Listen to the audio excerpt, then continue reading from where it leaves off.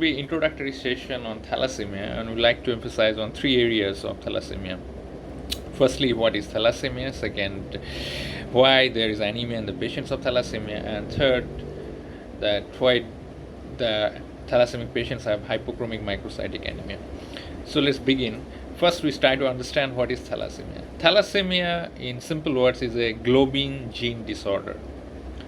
You know that RBCs are made of, it's a kind of bag, biconcave, say bag which are full of hemoglobin, and hemoglobin is made of two things, heme plus globin. So if you don't have enough heme, you cannot make hemoglobin. Similarly, if you don't have enough proper globin, you cannot make hemoglobin.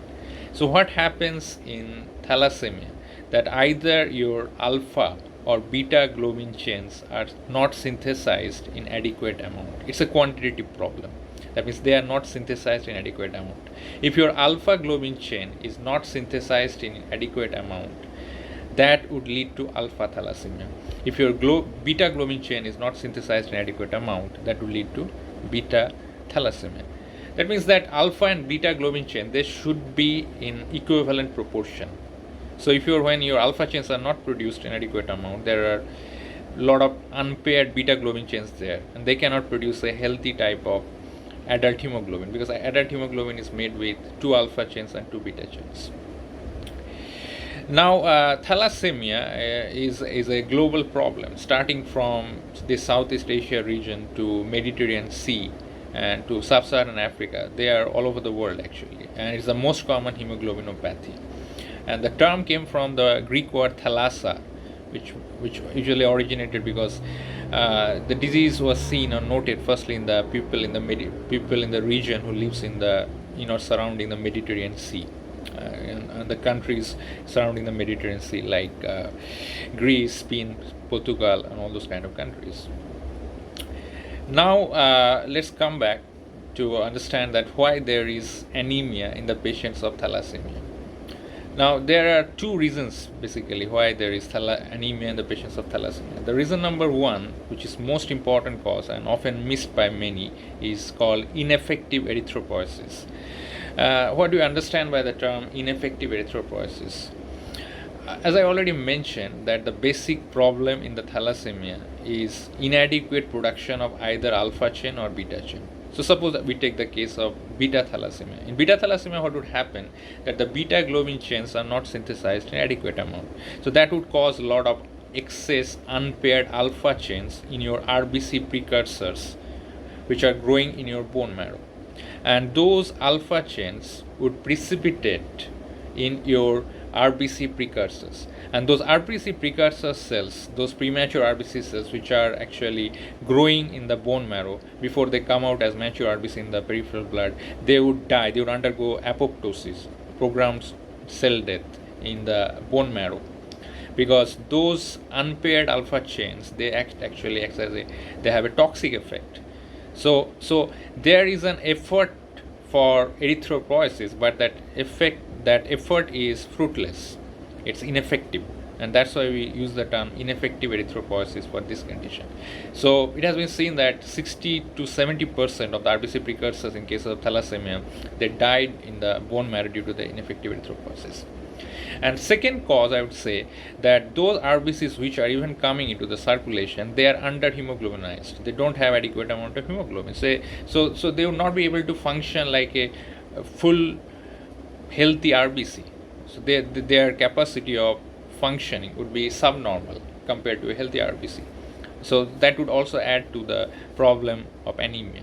So these are the basically two reasons why a thalassemic patient have anemia.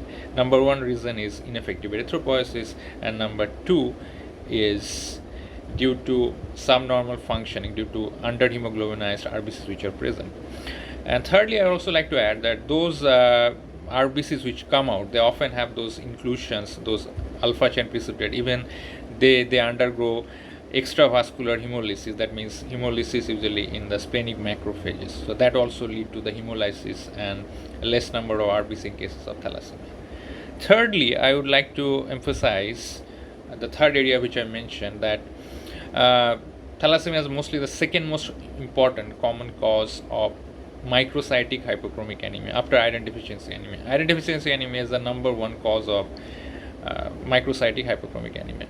And the term microcytic hypochromic means that micro means small and cyte means cell. So that means the RBC cell size are smaller than normal. Normally they should be between 80 to 100 femtoliter, their mean corpuscular volume. But in these cases, in microcytic anemia, we usually have MCV value less than 80 femtoliter. And then they have hypochromic. Hypochromic because chrome means color, so usually the hemoglobin adds color to the red color to the RBCs. So when they have less amount of hemoglobin, obviously they look less colored. That's why we usually use the term hypochromic. So there are two important conditions of microcytic hypochromic anemia. One is iron deficiency anemia and one is thalassemia. But both these diseases are totally different, poles apart, but still they cause microcytic hypochromic anemia. The reason is this, that RBC is a biconcave shaped bag, and that bag is full of hemoglobin. The only purpose of RBC is to carry oxygen to the peripheral tissues from the lungs, being a part of that RBC. So when those RBCs, they contain less amount of hemoglobin, that makes those bags smaller in size and less chromic, less colored. That I hope you understand the concept which I'm trying to say. That what I mean, that in case of iron deficiency anemia, you don't have enough iron.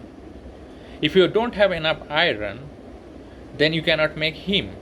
If you cannot make heme, you cannot make hemoglobin. And if you don't make enough hemoglobin, you cannot put it inside that bag. So obviously, the size of your bag, which contain less amount of hemoglobin, becomes smaller. So that's why in iron deficiency anemia there is microcytic hypochromic anemia. It will be less red colored also because you have less amount of hemoglobin.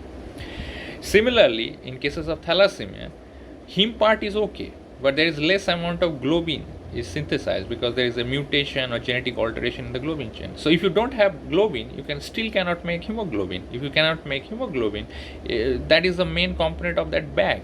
So you cannot put that hemoglobin inside that bag. So obviously the size of the bag would shrink and the bag would become smaller, and that would also result in microcytic hypochromic anemia because the RBCs, in case of thalassemia, they also contain less amount of hemoglobin. They are under hemoglobinized, so the cell size becomes smaller and the cell become less red color. As they become smaller, we call it microcytic, and they become less colored, we become hypochromic. Now come to another area, that think about the three types of hemoglobin we have normally. The major type, the most common type of hemoglobin we usually have is hemoglobin A, which is made of alpha 2 beta 2, and then we have hemoglobin A2 also, hemoglobin F also. But in case of beta thalassemia, if you note that beta chain is component of the adult hemoglobin, alpha 2 beta 2.